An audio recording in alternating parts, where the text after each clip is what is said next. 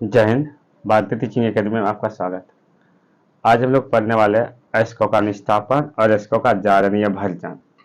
तो पहले समझते हैं एस्को का निष्ठापन, उसके बाद जारण, एस्को का जारण या भर्जन, उसके बाद दोनों में अंतर देख लेंगे। एस्को का निष्ठापन और एस्को का जारण या भर्जन में क्या अंतर होता है। एस्को का पहले जारण समझते हैं।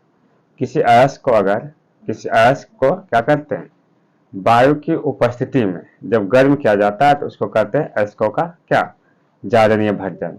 कोई अयस्क लेंगे, उसको वायु की अधिकता में या वायु की पर्याप्त मात्रा में क्या करते हैं हम लोग, गर्म करते हैं, तो इसको हम लोग क्या कहते हैं, एस्को का जारण या भर्जन कहते हैं।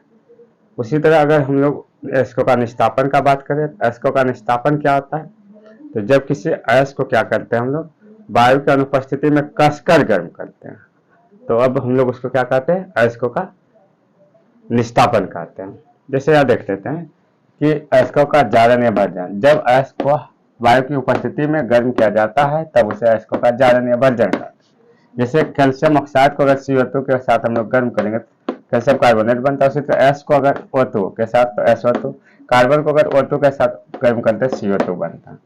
अयस्कों का निष्ठापन किसको कहेंगे, तो क्या लिखे, जब अयस्कों को वायु की अनुपस्थिति में गर्म किया जाता है ना, गर्म किया जाता है तब प्राप्त अयस्क को अयस्कों का निष्ठापन कहते हैं। देखें ये जिंक कार्बोनेट है, तो ZnCO3 को अगर हम लोग गर्म करते हैं तो ZnO बनता है CO2। उसी तरह ये संगमरमर जो है, इसको अगर हम लोग गर्म करते हैं तो कैल्शियम ऑक्साइड प्लस CO2 बनता है। तो ये हो गया अयस्कों का क्या, निष्ठापन है, ये अयस्कों का जारण या भर्जन। इसमें ऑक्सीजन उपस्थित रहता है लेकिन इसमें ऑक्सीजन उपस्थित नहीं रहता।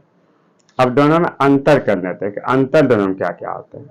तो अयस्कों का जो जारण या भर्जन होता है, इसमें जो होता है वायु उपस्थित होता है, यानी ये वायु के उपस्थिति या वायु की अधिकता में ये क्रिया होता है, लेकिन ये वायु के अनुपस्थिति में ये क्रिया होता है। ये जो होता है, इसमें जो होता है अयस्क जो होता है, इसका जो ऑक्साइड होता है या अयस्क होता है वो सल्फाइड के रूप में रहता है जारण में।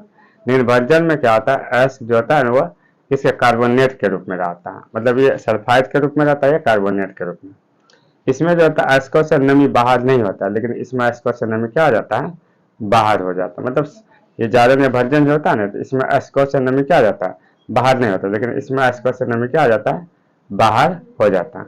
इसमें जो होता है ना, ये अयस्कों का जारण या भर्जन में जो होता है, क्या होता है कि कुछ विषाक्त पदार्थ या फिर CO2 का निर्माण हो जाता है, लेकिन इसमें अम्लीय यौगिक का निर्माण हो जाता है। इसमें जो होता है, अगला जो होता है, इसमें जो होता है विषाक्त और अम्लीय, जारण में या भर्जन में क्या हो जाता है, विषाक्त या अम्लीय यौगिक का निर्माण हो जाता है या तो बाहर हो जाता है।